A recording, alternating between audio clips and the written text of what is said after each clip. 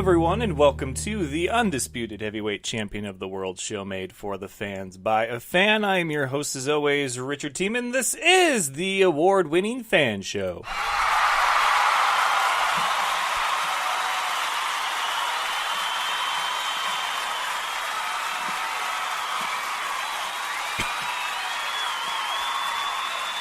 That's right, everyone's a fan of something, and we've got something for every fan, including while you listen to me, you can check out NXT in the background there. I'm getting caught up. It is WrestleMania season after all, which we'll talk about here in a minute.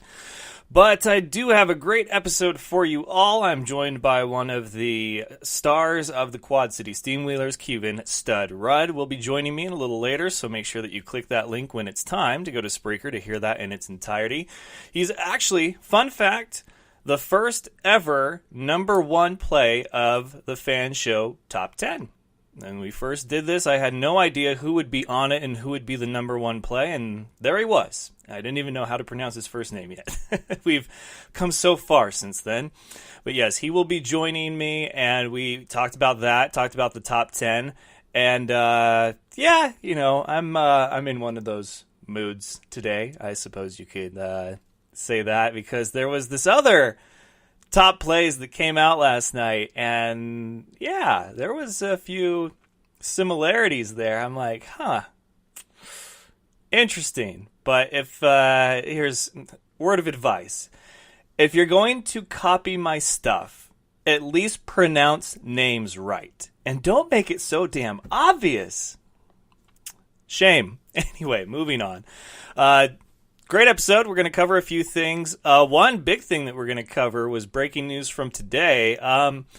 It's kind of a 50-50 take on it, so we'll dissect that. It's in regards to the Alliance of American Football and their financial state, so that's coming up in the headlines.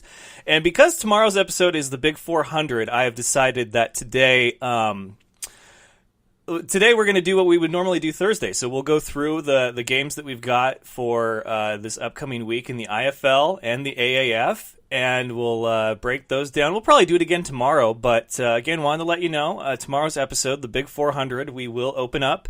This portion of the show tomorrow will be AMA, and we'll see how far we go with that, how many questions I get. It could be a 5-minute thing, or it could go the entire episode, but I kind of want to just kick back, relax, and enjoy it, because I was thinking about it today. I was like, wow, tomorrow's 400, and this whole thing started, just over 3 years ago, 2015, September 10th to be exact. And I remember thinking to myself, I'm going to give this a try.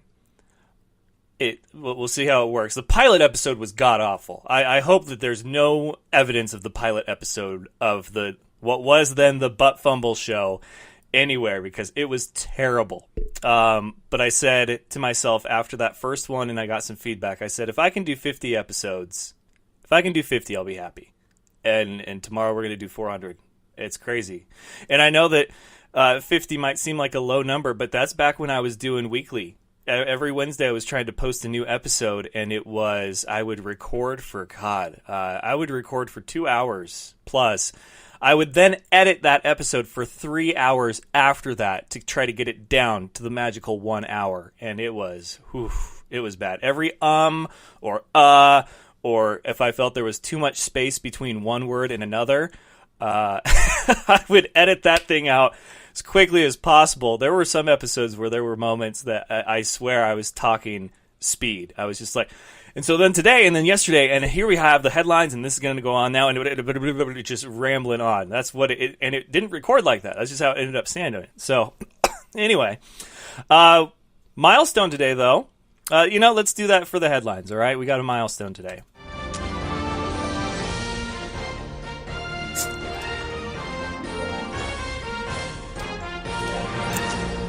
Today's episode is brought to you by this thing. Antonio's probably puking right now looking at it. It's the orange vanilla Coca-Cola. Never tried it. This is going to be the first time. So we're going to try this thing.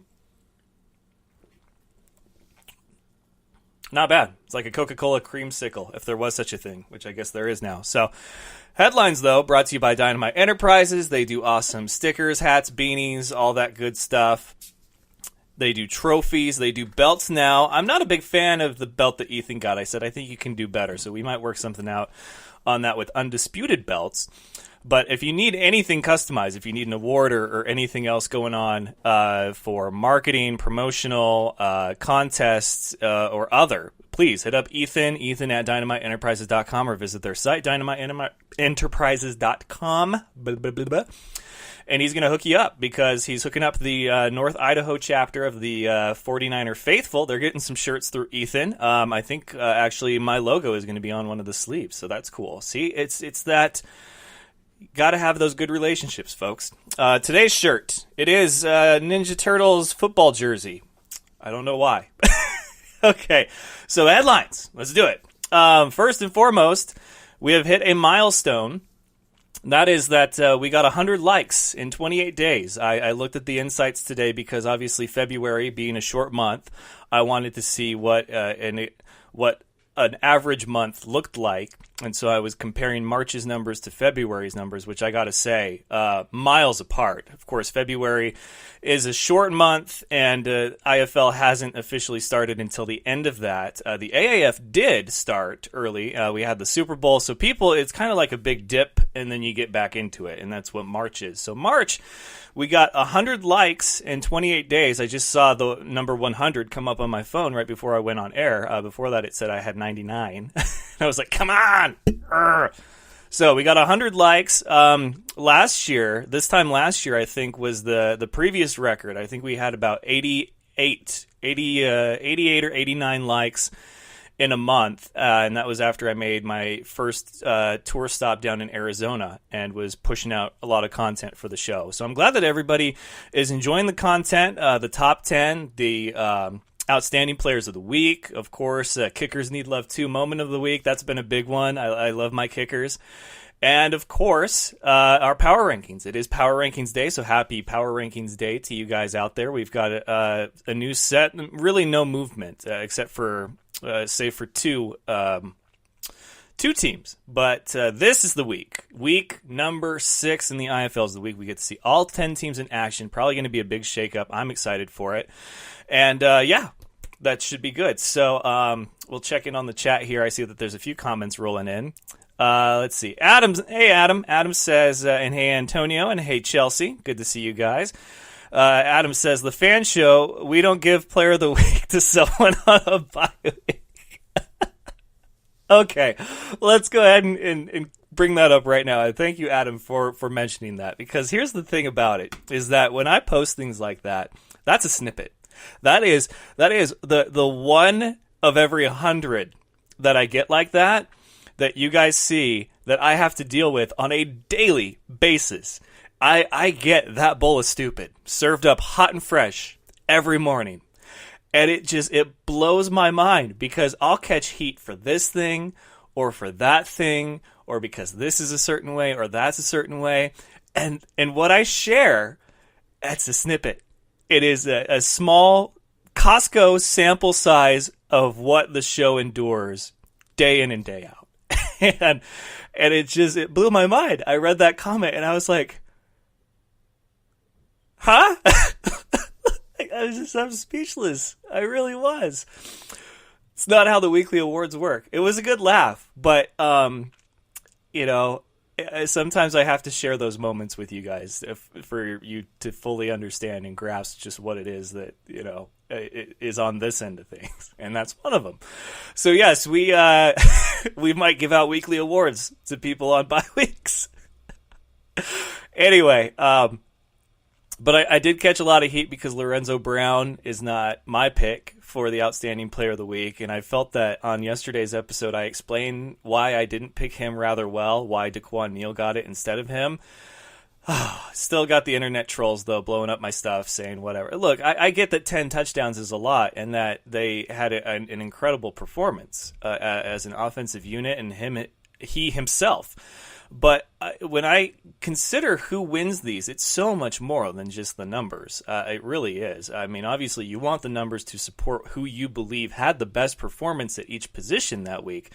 But there are other factors in there. Daquan Neal, I felt, won it when he made that game-winning touchdown throw. It wasn't just the throw to Connor Hollenbeck. It was the fact that he was like this close to taking a safety. I say that close, and I show what is about an inch to those on Facebook Live, because that's how close his knee was to touching the turf in the end zone, and it would have been. Like, somehow he made what should have been the nail in the coffin for them and Nebraska getting the win into an amazing play and Iowa getting the win. And that's essentially what I based my decision off of. It was a tie until that moment.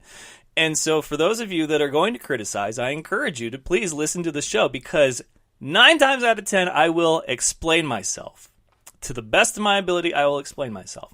So, if you don't listen to the show and you criticize the stuff that you see, I'm not really going to take your thoughts, feedback, and opinion overall for much more than just somebody behind a keyboard. So listen to the show. That's my plug for the show there. In AAF news, so here's what we've got. We've got a report, according to USA Today, that the Alliance of American Football could fold as early as this week. And that was reported about 6 hours ago. And what I am reading here is that they're losing millions of dollars each week. They're unable to secure NFL practice squad players on a loaner/minor league type of agreement. And so the AAF could fold. That was a tweet by Mike Jones. And then it goes on to say that majority owner Tom Dundon told the USA Today the league needs young players from the National Football League, but the NFL Players Association will not cooperate. And this is on the heels of them signing Johnny Manziel, which I thought was counterproductive and goes completely against what they felt, or what the league was designed to do. So it says here, quote from majority owner Tom Dundon: "If the players union is not going to give us young players, we can't be a developmental league." And then he said, "We are looking at our options, one of which is discontinuing the league." So everybody is going crazy, they're sounding the alarms, and they're going into week 8. They have that week, the 9th, the 10th, their playoff and their championship. So they still have 5 weeks of AAF football left to be played. The championship game has been moved from Vegas to Frisco, Texas, probably a financial move. But then Benjamin Albright tweeted, "The AAF is not in any danger of folding. They're just trying to leverage for NFLPA cooperation in securing players. Hyperbole for the win, though." So I guess this is one of those moments where, even though you're not, you bring it to the surface, to the forefront, to get everybody's attention that say, here's what we're trying to do, and it doesn't look good. It would certainly help if so-and-so would throw us a bone here. And that is a very risky and very bold move all at the same time. If it works, it's gonna be one of those things where it's just like, man, like the dude knows how to pitch things and call people out. If it doesn't, though, it's really no loss to him because he went out and said that they were in danger. But I don't think they're going to fold. I'm not a big Ben Albright fan, but I don't think they're going to fold. I don't know if there will be a season 2 of the AAF. I don't. Either way, though, your thoughts. AAF, they in trouble? They not? Let's see here. Antonio said a few. There was a few similarities in that video. There was a few in that top 10. Oh, well. Let's see here. Adam says, orange vanilla Coke is really good with ice cream. I imagine probably a creamsicle, to be specific. And then Adam also says, as a Storm fan, I will say I think you made the right choice, and I appreciate that. It was a Storm fan that was blowing up my inbox this morning. Oh, well. And let's see here. So we've got AAF, and it's Week 8 slate, which I'll admit looked pretty good last time I checked, but let's double check here. And we have the Apollos and the Express. So Johnny Manziel, I guess, is going to get more snaps. 6-1 and 2-5, and that's Saturday, and that is at 11 a.m. Pacific time, so 1 p.m. Eastern time. And then the second game on Saturday is the Fleet and the Stallions, 3-4, 2-5. This will probably be one of the better games that week. I want to say the Fleet. I want to say the Stallions. I don't know who's going to win this thing. That is at 5 Pacific, 8 Eastern. Then Sunday we have the Legends and the Iron. Iron need to get themselves together. They are 4-3. and the Legends are a 2-5 team. They need this win. They need this win because then the Hotshots take on the Commanders, and the Commanders are red hot. And they'll look to improve against the Arizona Hotshots. 4-3, 5-2 are their respective records, and this could determine who is the number one seed for the West. Very well could. And that game is, again, 8 Eastern, 5 Pacific. I think the Commanders, the Iron, Stallions, and the Apollos all get wins. But I will say that Hotshots Commanders game is going to be a good one. And like I said, it's got postseason implications. And in other news, we have the Indoor Football League, and we've got all 10 teams seeing action. Which game are you looking most forward to? You cannot say your own team. I will make that rule right now. You cannot say you're looking forward to your own team's game. Okay? So there's the rule. You've got 5 games to choose from. Can't pick your own team's game. We've got the Blizzard and the Steamwheelers Friday night. I think that's going to be one of the best games of the weekend, just because this is a rivalry renewed. The first time we'll see it in a long time. Then we've got the Danger and the Bucks, another good matchup. The Barnstormers and the River Kings in the Iowa Bowl. And then, of course, we've got San Diego and the Sugar Skulls, a battle of the expansion teams. And then finally, on Sunday, to wrap up the weekend, we have Sioux Falls Storm and the Arizona Rattlers. And everybody's probably going to be talking about that game. And why not? It's one of the better matchups that we've had not only this weekend, but all season. So Friday, Green Bay Quad City. And that will be at 8 Eastern, 5 Pacific, 7:05 Central Time. And then Saturday the 30th, we have Nebraska and Bismarck, Iowa, and the River Kings of Cedar Rapids. And that will be both, they're an hour apart. So Nebraska and Bismarck start an hour earlier, and that will be 7:05 Eastern, 4:05 Pacific, 6:05 Central. And then an hour after that, Barnstormers and River Kings, and that will be 8:05 Eastern, 5:05 Pacific, 7:05 Central.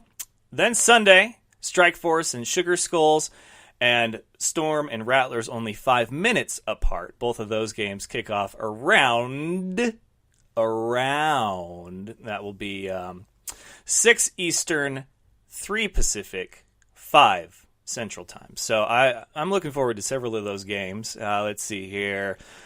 Oh, anybody else as far as the matchups that we'll see, AAF or IFL, ones that stick out to you? I know that the San Diego Strike Force and the Tucson Sugar Skulls game should be good. Their first outing, did they play each other or was that Bismarck? I'm losing track already.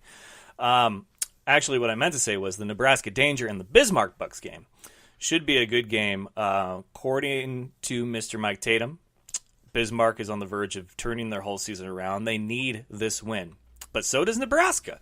So Bismarck and Nebraska, that should be a good one.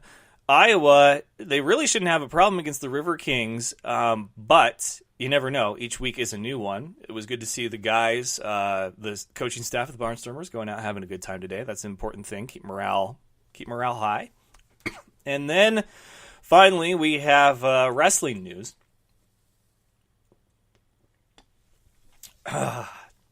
Charlotte Flair. She won her 8th title last night on SmackDown Live. And I've never seen WWE creative look more confused and like it doesn't know what it's doing going into a WrestleMania than it does right now. I am at a loss for words what they're doing. And we're actually going to have our second wrestling special of the year. Next week, I'm going to welcome back James the Sports Guy because he can't do the 400th episode, but I will welcome him back. We'll talk about all things WWE and NXT and WrestleMania before, of course, the big show. So that'll be a lot of fun. BattleBots, they're starting to build the Battle Box right now. You can go and follow them on Instagram, BattleBots, and, of course, like them on Facebook. But, yes, we're getting closer and closer to a new taping season of BattleBots.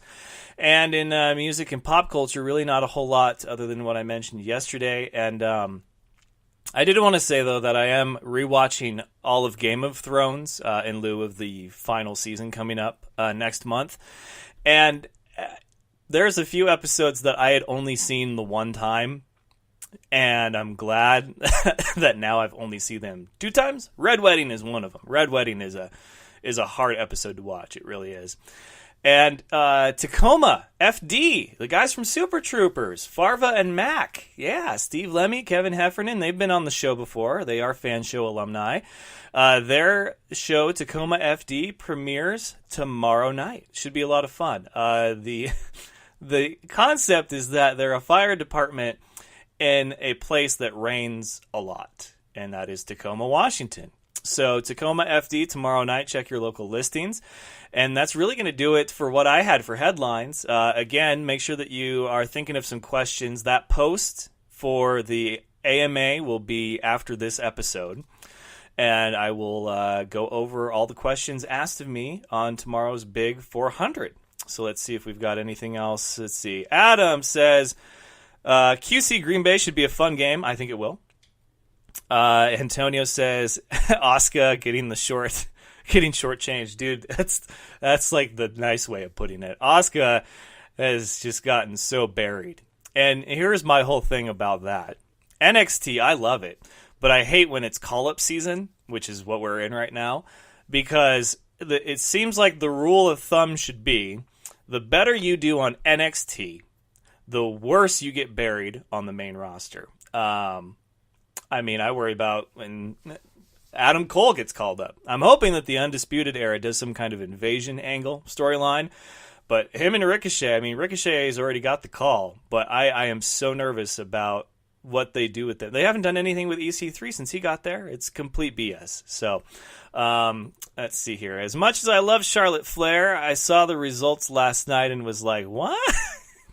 Yes, I will have. I'm going to watch it after this episode. Watch it with the wife tonight. But man, I don't know what they're doing. I think the one thing that frustrated me the most, if I may, is when they had Finn Balor win the IC title.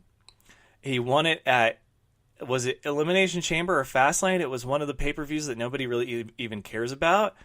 And he pinned. It wasn't Bobby Lashley, the champion.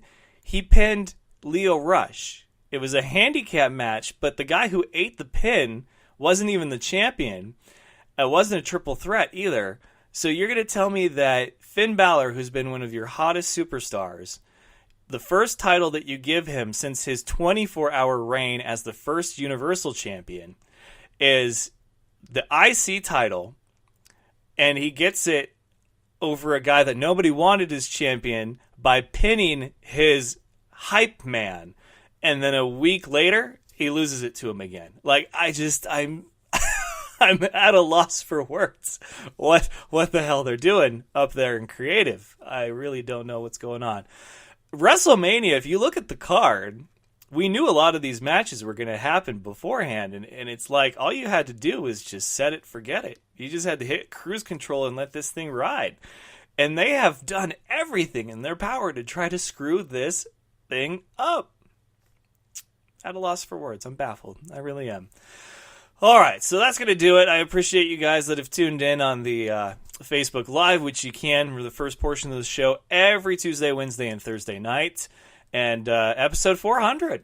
That's right, 400 in the making. And that's one of the things that I want to hear from you guys before tomorrow's episodes. How many episodes you thought I would get to, realistically? Because I had myself at 50. That would have been a year.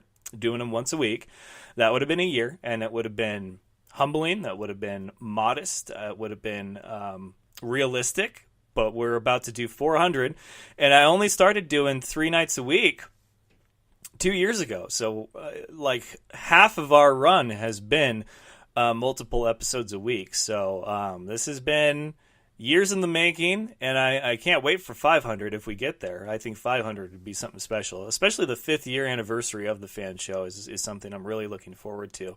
But for right now, it's about here and now, and that is tomorrow night is episode 400, so get me your questions. You may ask me anything, I'd like to say within reason, but really it's whatever you guys want to know about me, we'll do that. So go ahead and kick it over to the Spreaker.com for my interview with Quad City Steamwheeler's own Keyvan Rudd and his thoughts on the big matchup this weekend with the Green Bay Blizzard. All right, ladies and gentlemen, joining me now from Quad City, member of the Steamwheelers, and no stranger to our top 10, weekly top 10 for the fan show. It's Keyvan Rudd. How you doing, man?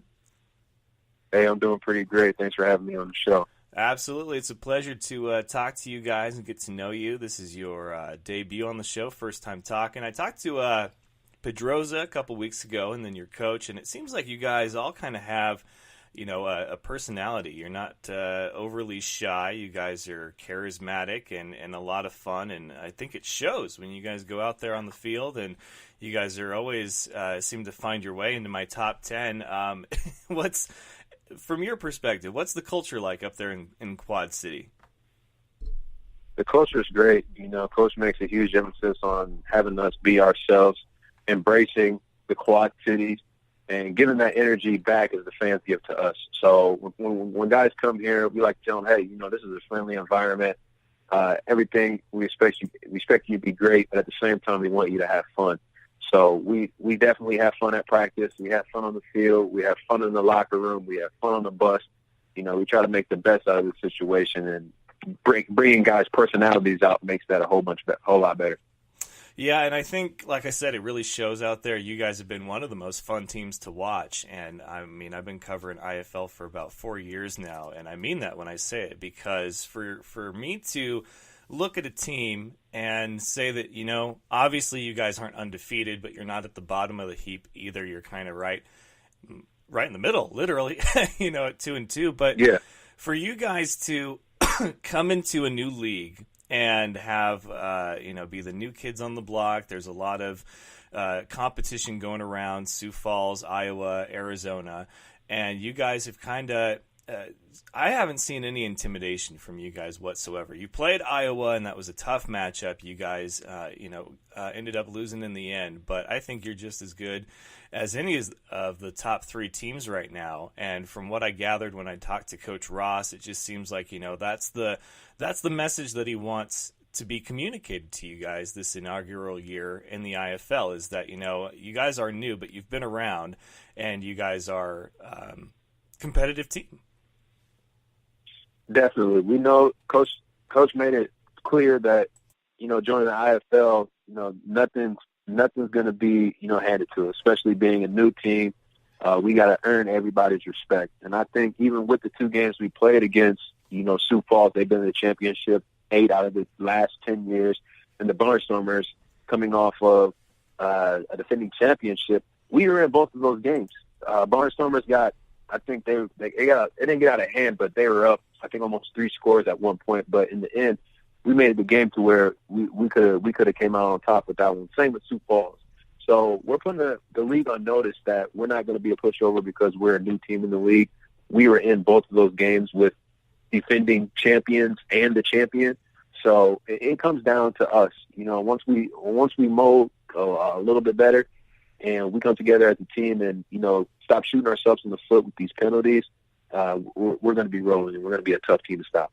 I believe it. And, from what I've seen, Iowa was a tough matchup for you guys, and obviously Sioux Falls was. Sioux Falls, to me, seemed like it was just a matter of there was an opportunity to get some points going into the half, and they were going to get the ball back to start the half, and really that's where everything changed, because you guys were going punch for punch with them. When it comes to that offense, that's no easy thing to do. But you guys hung in there, you played tough, and now you're looking ahead at a week of a full slate of games. I mean, we're going to get to see everybody on stage this weekend, and you guys will play one of your kind of new rivals, the Green Bay Blizzard, who are also 2-2. They're coming off of a big road win, and you guys are coming off of a tough road loss. And so they're going to go to your house, and I think this is probably going to be one of the better matchups of the weekend. Everybody's going to be talking about Sioux Falls and Arizona, but when it comes to, classic fundamental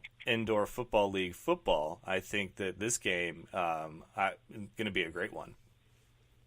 Yeah, they have one of the better defenses in the league that we've seen on film. Coach has been making a huge emphasis on that, and it's crazy because they have one of the best defenses in the league, and we have one of the best offenses in the league. Yep. And when it comes to their offense doesn't score as many points on offense, so this is going to give an opportunity for our defense to really show up and show out against their offense. We're expecting some big plays out of the defense, same as well on the offense.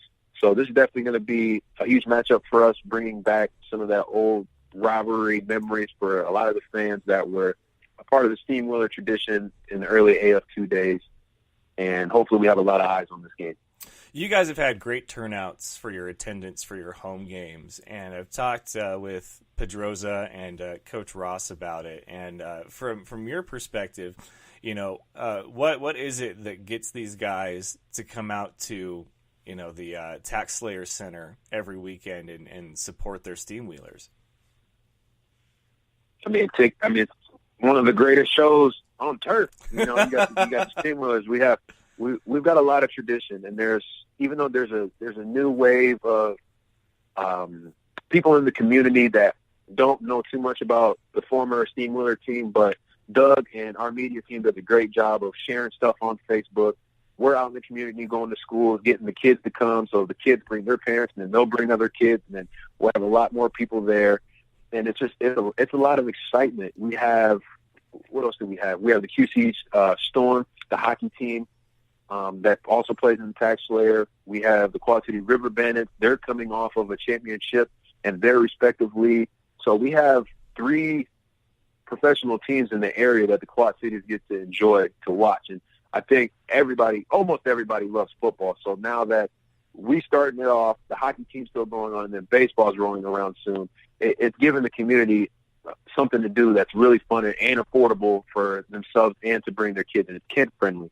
There's a lot of kids in the area that love to watch football, and we let the fans on the field after the game to run around and play catch with each other and sign autographs. And I think the fans really enjoy that and take full advantage of that, coming down to talk to us and sign autographs and give hugs and high fives and things like that. So it's one of the best environments in the league.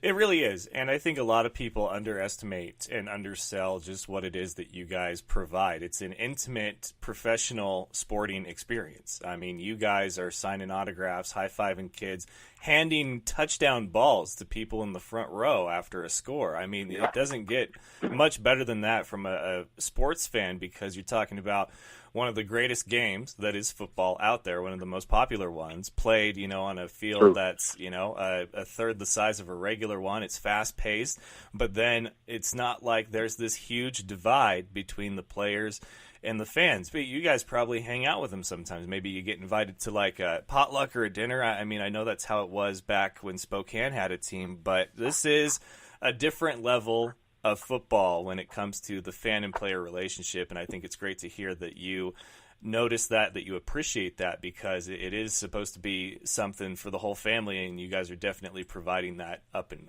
Quad Cities. So props on that, man. It's been a lot of fun to watch you guys.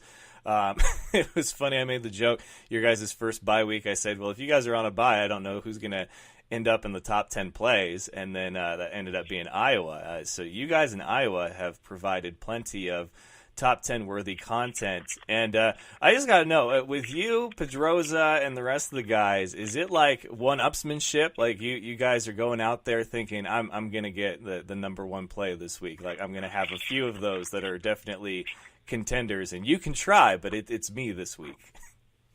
Well, the funny thing is I personally didn't know about your fan show until our recruiting coach Nigel posted it on our page. I was like, oh, that's cool. That's dope. Somebody's out there supporting the arena, because we don't get much love on the bigger platforms. I mean, last year there was one play that SportsCenter put up there from a receiver in the AFL. I mean, it was like a touch pass, and the receiver that caught the touchdown for Sioux Falls on us last week, he caught it and then just kind of went over the wall. It wasn't spectacular or mind-blowing, but they put something like that on SportsCenter. I'm just like, come on, man. Quad Cities, we making way better plays than that. But no, me and Q don't really talk about it much. It just so happens that, I'll end up making a spectacular catch, and Q's the guy that ended up going over the wall. So it's kind of been like that. It's kind of been like that since last year. His passes just so happened to put him over the wall, and I just so happen to make, spectacular catches. But it's great that we can laugh and joke about it, about who's going to make a play. And just yesterday in practice, I came up with a slogan. I was like, you want to be on SC, throw it to 1-3. And then Q was like, "Oh, dang, that's nice. How you get that to run, man? How I get something like that?" I was like, "Let me think." I was like, "Oh, so you want to be on SC? Go to QP." And then we were like, "Oh, okay, we got it." And then our other receiver, Carlos Wiggins, number 3, I was like, "Oh, if you really want to be on SC, you got to throw it to number 3." So now all 3 of us have like a Sports Center slogan. So if we finally make it on Sports Center, that's going to be like the hashtag that we got. So, but it's great that our quarterback EJ puts us in a good spot to make a play and end up on someone's top 10. Yeah, he's a baller, man. And I was talking with Mike Tatum yesterday, and I remember there's been several years that I've seen amazing plays from this league not end up on the SportsCenter top 10. And I told him, I said the decision basically came down to, why beg to be on somebody else's top 10 when I can just make one that features like all the great plays that you guys have, as long as there's 10 of them. So it's a lengthy process to narrow them down. I usually end up with about 17 to 20 of them, and then I got to pick the best 10 out of those. So it's not easy, but I do try to watch the games at least twice and figure out, which ones made me either jump up off my couch or cheer along. And you guys have produced quite a few of those. How long have you been playing football, and how long have you been in the indoor football league? I've been in the indoor football league. Last year was my first full year. So I started to get involved in the indoor football league around 2016, about a year after I graduated. I originally signed with the Salt Lake Screaming Eagles back in 2017, 16. Signed in 2016, but the season started in 17. I got released in training camp. I went to Colorado Crush like a week before they started their season. I was probably used as just like an extra body for some of the guys that they knew they were going to keep. And that didn't work out. And after that, just floated around to a few different tryouts. Nothing really stuck. And when I found out the Steamwheelers were coming back, I was living out in Seattle. And I was like, I used to be the ball boy for the Steamwheelers back in 2008, 2007, 2008. Yeah, so I was like, you know what? I'd probably shoot myself in the foot if I didn't give this a shot. So I flew back for the tryout, ended up getting a contract, and it's stuck ever since. So this will be my second year in indoor. I think it was Jose Jefferson mentioned that you were quite the baller because he was with the Colorado Crush, and it's crazy to hear some of you guys that are having amazing seasons here that there was a point where you guys were having a hard time making a squad. Now, I'm willing to make an exception for the Salt Lake Screaming Eagles because that's not really a team that a lot of players want on their resume anymore these days. But it's I don't know what happened. I don't know what happened to all that. Well, actually, Coach Jose was supposed to be the head coach of the Minnesota Havoc. Yeah, that started late 2015, and that folded before it even got started. So that was originally supposed to be my first start. They joined the IFL, and the team folded before camp even started. Speaking of Coach Jose, yeah, and then I linked up with him after I left Salt Lake, and he was in Colorado. Yep. Yeah, he messaged me. He was just like, "Yeah, that Rudd, he's quite the ball player." I said, "I'm noticing, like he's got my attention." But so, are you permanently in Seattle when you're not playing? Like that's my neck of the woods, pretty much. Or was that a temporary state for you to be over on the West Coast? Seattle was temporary. I was working for Nike at the time. Oh, so wow. Just so happened finally. That was my dream job coming out of high school. Everybody knew me as the Nike guy, Nike this, Nike that. And I finally got my shot to work for the company, just start working for the company, and then the Steamwheelers popped up. So I was only a month into my job before finding out that I was going to be leaving my job to come back to play for the Steamwheelers. Well, maybe instead of working for them and getting all the Nike product, they can end up naming a shoe after you if you have that kind of season with the Steamwheelers.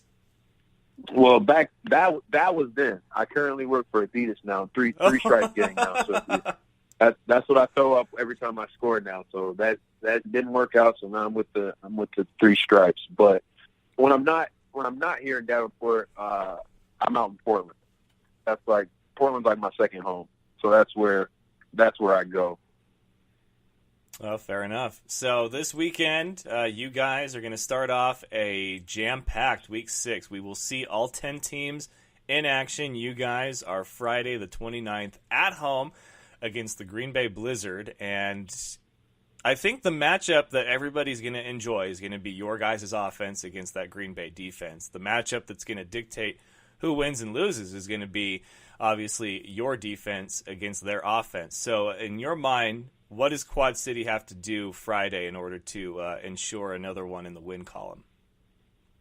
We have to clean up our mental mistakes. Mental mistakes is what got us last week and against Iowa. So if we clean those up, if we become more flag-free, as I would say, we're going to be on a roll. We're going to be on a roll. So I think just black and white, straight cut, we need to clean that up, and everything else will follow. All right, man. Well, hey, it's been a pleasure to talk to you. He is Keyvan Stud Rudd. He was actually the first number one play on the first Fan Show official top 10 plays of the week with that amazing one-handed grab in the corner of the end zone. And he's no stranger to the top 10. So, hey, man, good luck this weekend. I'll be watching. You guys, play hard, but most of all, have fun, which I feel you don't need reminded of that because you guys are having plenty of fun up there in Quad City. Definitely. Thanks for having me on the show. Appreciate it. Absolutely, man. You take care. Have a good night. All right, see you. All right, and one more big thank you to Keyvan Stud Rudd for being our guest on episode 399. Tomorrow is episode 400, AMA, Ask Me Anything. But before we conclude tonight's episode, I just realized that I completely spaced going over the new Fan Show official IFL Power Rankings, so they are as follows.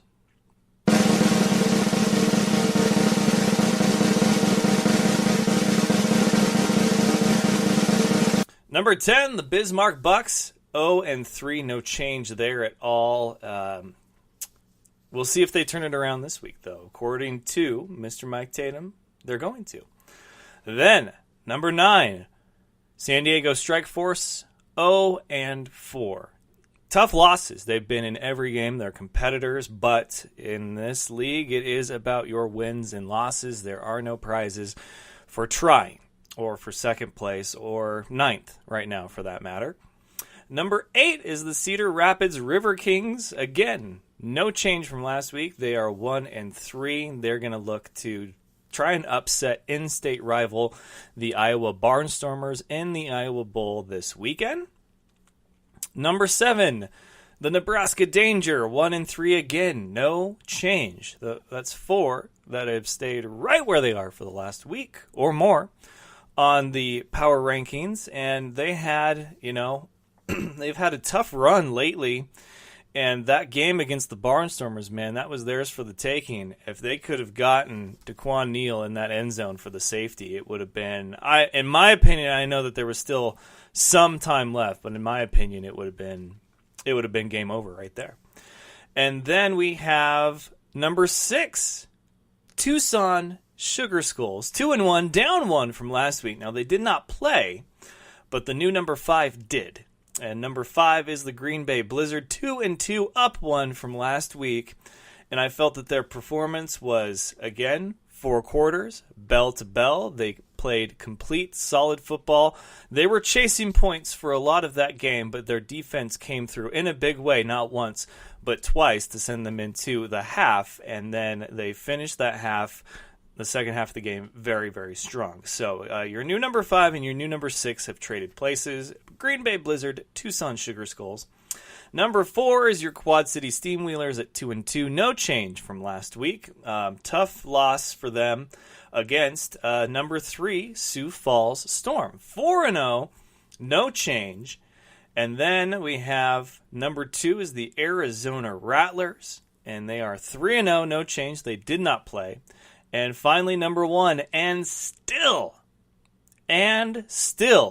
number 1 since the start of the week. So we're 5 weeks in, and they have not budged. The Iowa Barnstormers at 3-0 after an incredible win over the Nebraska Danger. Now, their win over a number 7 team who was number 7 last week may not be the best. The Storm beating a number 4 was much better, but even with beating the Steamwheelers, the Storm went from beating opponents with a combined 2-8 record to a combined 4-9, if you don't count that second loss that they themselves gave the Steamwheelers. If you do, it's a combined 4-10. So still not the best strength of opponent record for the Sioux Falls Storm after 4 contests. Arizona, of course, though, they have the second best strength of opponent. They have the best strength of victory, probably, of any team. But Iowa, they were 3-3 as far as their opponents go, going into this last matchup, and they are now combined 4-6 after they defeated the Nebraska Danger. So really nobody has the strength of opponent going for them just yet until we start to get into these matchups, which we'll see the Arizona Rattlers and the Sioux Falls Storm. River Kings, if the Barnstormers win, won't give them too much help. But, of course, it is their spot to lose, the number 1 spot as of right now. Green Bay and Quad City, that could mean little or a lot. But the big matchup is going to be the Rattlers and the Storm. And then we've got the rest of the guys going up against each other. We have the Strike Force and the Sugar Skulls, the Bucks, and the Danger. So that will be starting Friday night with Green Bay and Quad City, then Saturday 2 matchups, and Sunday 2 more matchups. And that will do it for us here at the Fan Show. One more time. Number 1, Iowa. Number 2, Arizona. Number 3, Sioux Falls. Number 4, Quad City. Number 5, Green Bay. Number 6, Tucson. Number 7, Nebraska. Number 8, Cedar Rapids. Number 9, San Diego. And number 10, Bismarck. Those are your Fan Show official IFL Power Rankings, and it's not official unless it's Fan Show official. So until next time, ladies and gentlemen, best of luck to you and yours. Go Niners! And of course, it's all fun and games until you butt fumble. Good night, folks! Do you remember the time that Mark Sanchez ran into his own player's butt? That was funny sports. Thank you for having me on the show, man. I love the Fan Show.